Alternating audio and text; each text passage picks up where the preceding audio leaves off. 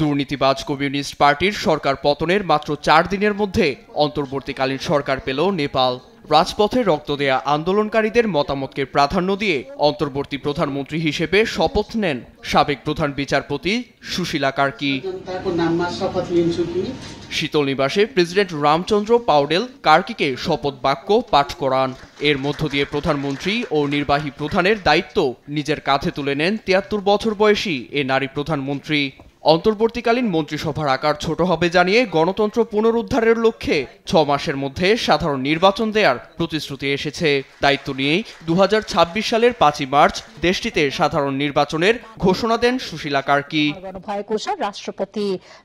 প্রধানমন্ত্রী হিসেবে কার্কির নিয়োগকে নেপালের রাজনৈতিক ইতিহাসে নতুন অধ্যায় হিসেবে দেখা হচ্ছে। বিশেষ করে তার নেতৃত্বে দুর্নীতি বিরোধী শাসন ব্যবস্থা ও সাংবিধানিক সংস্কার প্রক্রিয়া শুরু হবে বলে প্রত্যাশা তরুণ আন্দোলনকারী ও সাধারণ মানুষের। নেপালের প্রথম নারী প্রধানমন্ত্রী হিসেবে তাকে পেয়ে আমি খুবই খুশি। আমরা তাকে অনেকদিন ধরেই চাইছিলাম। এই জেনারেল জেড বিপ্লব কেবল 1 বা 2 দিনের জন্য ছিল না, বছরের পর বছর ধরে মানুষের পরিবর্তনের আশায় দিন পার করেছে। এই মুহূর্তটির জন্য আক্ষরিক অর্থেই গর্বিত আমি।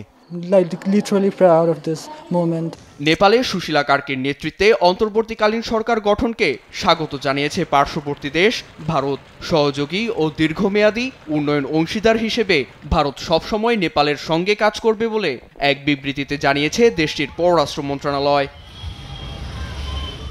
নীরব দাস, নিউজ ডেস্ক, দেশ টিভি।